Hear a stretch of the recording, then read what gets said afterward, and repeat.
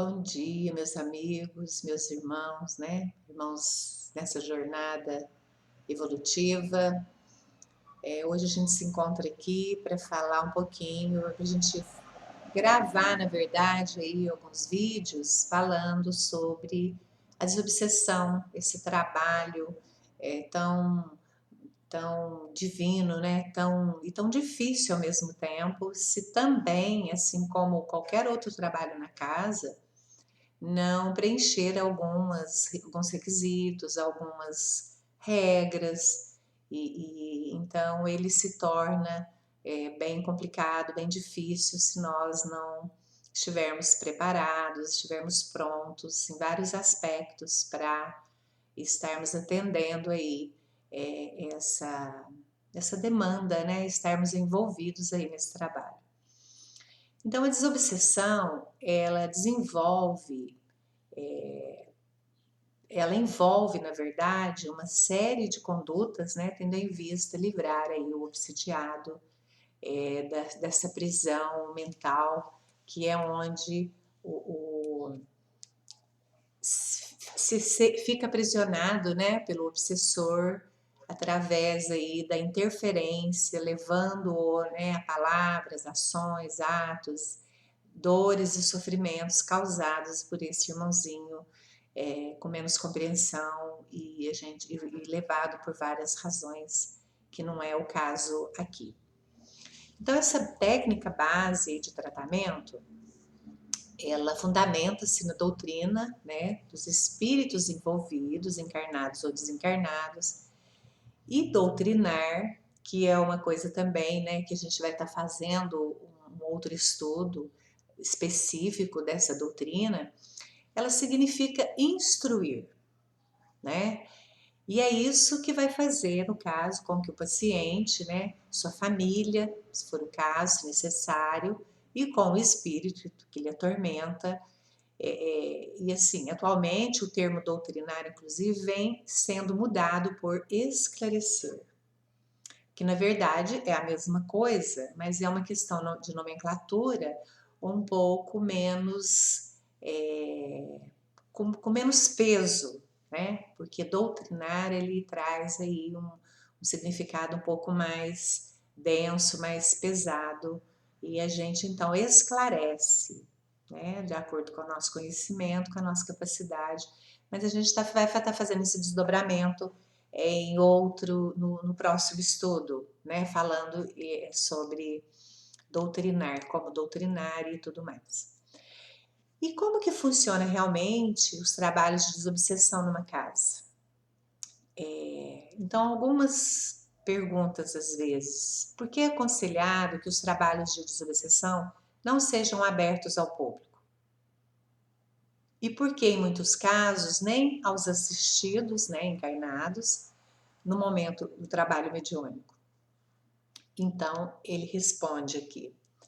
Esse trabalho requer uma harmonização, preparo do ambiente, concentração da equipe, né, e muito sentimento amoroso envolvido.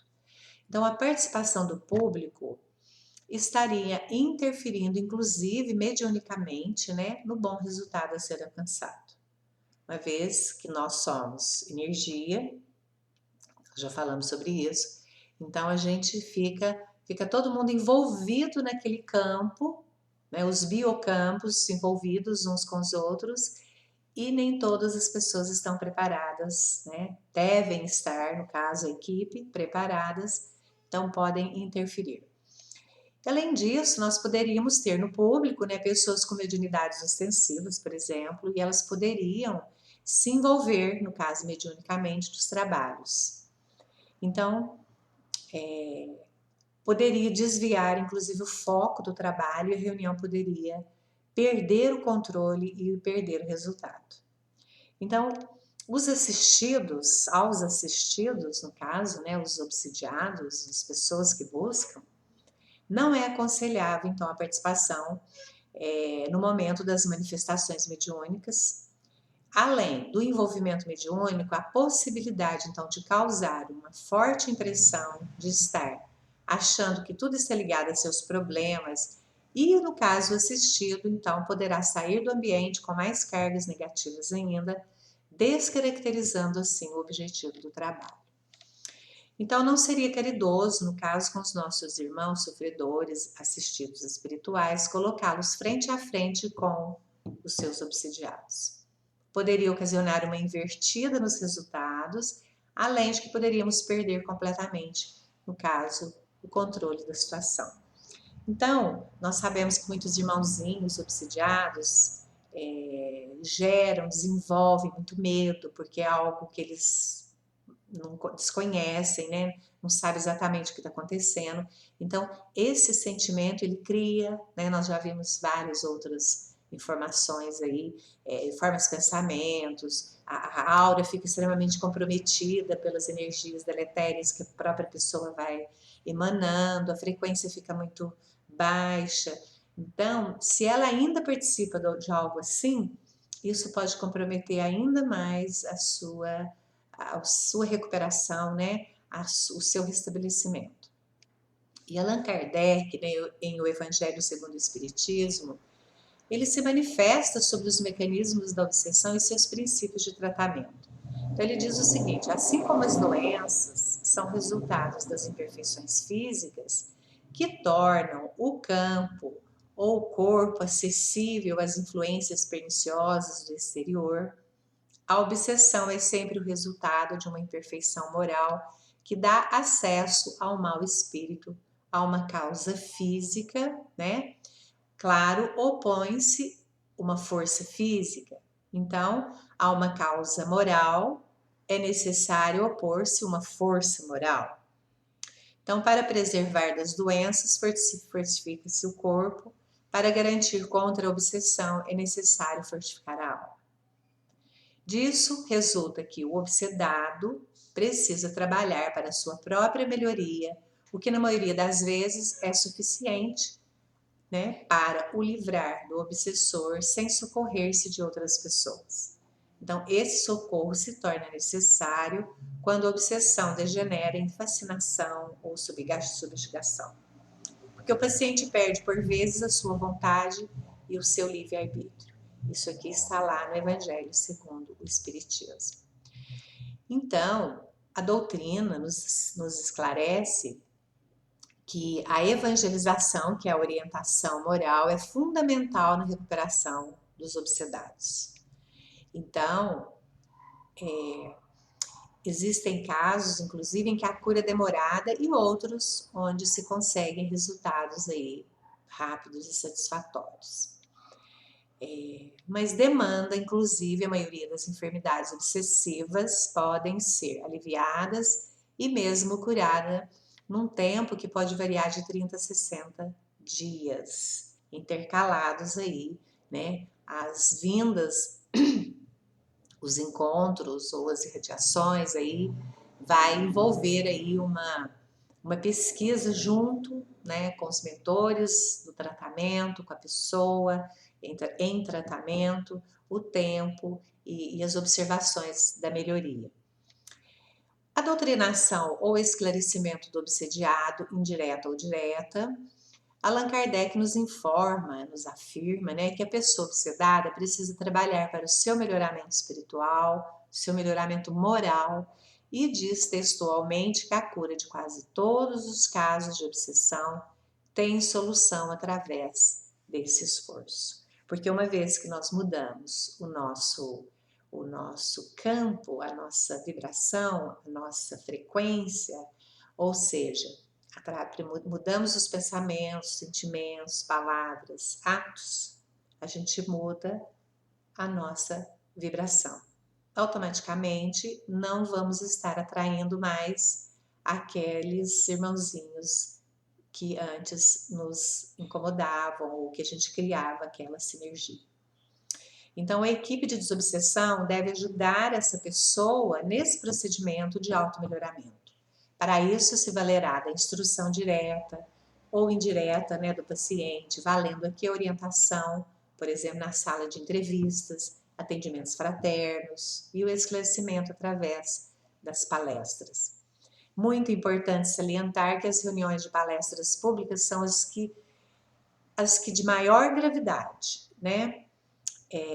Justamente porque encarrega-se de despertar um novo homem, um novo cristão, bom, justo, né? Para, durante esse período de estadia da família nas sessões públicas, a espiritualidade, então, possa ter condições de inspirar os bons pensamentos, resoluções junto aos seus membros, ajudando-nos a encontrar novos caminhos para as suas vidas. Então, tem muitas obsessões que envolvem a família, envolve, né, não só aquela pessoa, mas outros membros que estão envolvidos. Então, é preciso que a família seja convidada a participar das palestras, né, às vezes até de algum curso de evangelho no lar, enfim.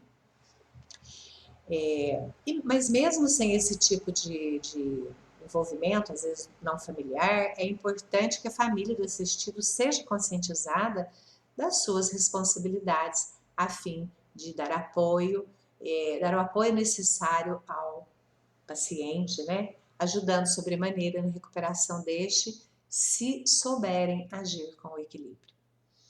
Então, no tratamento da obsessão também, chamamos de meios coadjuvantes as técnicas que complementam a instrução moral básica dos espíritos envolvidos, encarnados ou desencarnados.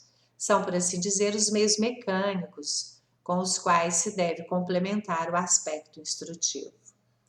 Então, sempre que possível, deve-se lançar mão, né, de poderosos auxiliares que deverão ser aplicados nessa terapêutica desobsessiva, porque ela é um tratamento, exige um tratamento, porque se constitui, então, em elementos que ajudarão na recuperação do paciente. Então, por exemplo, a fluidoterapia, né, são os passes, água fluidificada, leitura do evangelho, palestras, as palestras, sejam palestras. Antigamente nós não tínhamos os recursos que temos hoje, né, que são os online, através dos computadores. Então, às vezes, tornava-se difícil o paciente comparecer à casa para ouvir. Hoje, as facilidades são, né, inúmeras. Então, dá para ouvir e para assistir. E Allan Kardec, no Evangelho segundo o Espiritismo, diz assim: todos os casos de obsessão, a prece é o mais poderoso auxiliar da ação contra o obsessor. Então, a gente vai vendo que são recursos que nós não podemos abrir mão, né, de esclarecer tanto o obsidiado quanto a família a estarem praticando e fazendo. Então, por exemplo, nos casos de obsessões mais graves, que degeneram, né, os enfermos deverão receber magnetização, se possível, pode ser até por mais de um passista. Pode ser feito uma vez por semana, nas dependências da casa, obviamente, num período que pode até anteceder a palestra pública. Agora, num caso de extrema gravidade, onde o paciente se torna inviável o comparecimento à casa, pode ser feito irradiações à distância, mas, de repente, com todo um preparo prévio, que a gente pode estar esclarecendo também posteriormente, fazer visita à casa do paciente. Desculpa. Então, os passistas são os instrumentos utilizados aí pelos espíritos para fortalecer, então, o organismo perispiritual do doente, debilitado, no caso, pela obsessão. Então, a gente percebe também que o enfermo ele tem dificuldades para elevar aí os seus pensamentos que jazem sob a opressão do baixo magnetismo, vindo das ligações psíquicas com o obsessor. Então, é difícil para ele sair daquela frequência. Então, é preciso que os trabalhadores o ajudem a sair dessa situação e, no caso, a fluidoterapia é um auxiliar, assim, maravilhoso dessa libertação. Então, quando as condições psicológicas do paciente já forem melhores, né, orientá-lo para que ocupe seu tempo, então, com alguma atividade material, orientá-lo e ajudá-lo naquilo que for necessário. esclarecendo que a equipe de trabalhadores jamais deve interferir nos tratamentos médicos, porque tem muitas obsessões que atrapalham, né, degeneram o corpo físico da pessoa. Então, ou a parte emocional, que a pessoa busca remédios para tratar, para dormir, para se acalmar, tem uma série de situações, então, em momento algum, devemos interferir nesse tratamento. Automaticamente, à medida que a pessoa vai melhorando, ela vai saindo daquela frequência, ela mesma vai sentindo a necessidade não digo necessidade, ela vai se observando e vai percebendo que pode diminuir e até deixar de tomar alguns medicamentos. Então, por exemplo, também foi feita uma entrevista aqui com Raul Teixeira sobre atividade de desobsessão, que eu achei muito interessante nós colocarmos aqui. Perguntaram a ele o seguinte: o doutrinador deve fazer passes ao médium durante a manifestação de uma entidade desequilibrada? E por quê? Naturalmente, ele responde que o doutrinador deve fazer passes no médium durante as manifestações de entidades sofredoras, de obsessoras, sempre que isso se mostre necessário. Quando a comunicação com a entidade torna-se difícil, quando o médium apresenta algum sofrimento durante alguma comunicação, ou antes de propriamente dá-la, ou depois da entidade se desprender naturalmente, caberá ao bom senso do doutrinador ou do aplicador de passes observar e poder utilizar os recursos da fluidoterapia para ajudar tanto ao desencarnado quanto ao encarnado.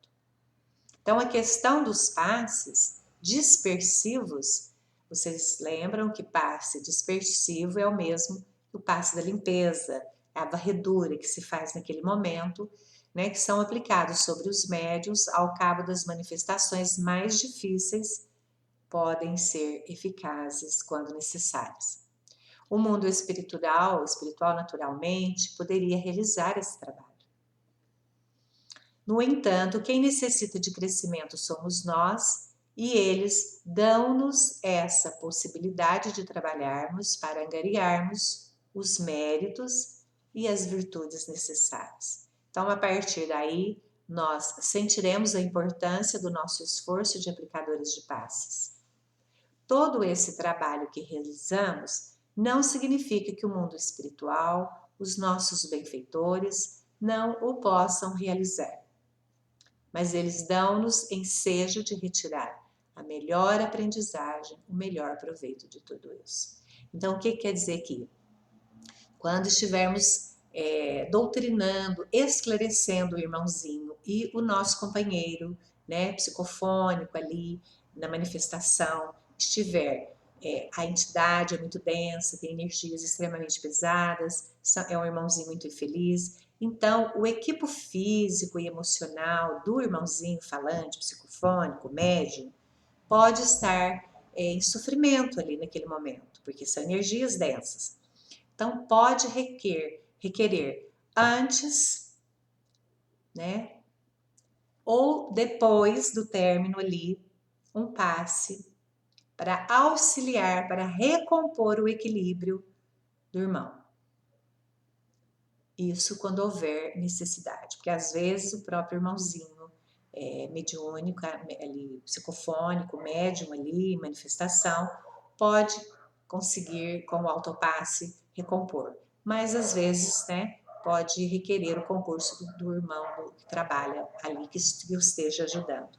Então, pode-se dar um passe ali para ajudá-lo naquele momento. E, quando necessário, para isso, tem que estar, o irmão que está esclarecendo tem que estar na observância da situação em que se encontra aquele companheiro que está falando ali. Nós vamos aqui, vamos fazer um intervalinho aqui e nós voltamos com o próximo vídeo. Um momentinho.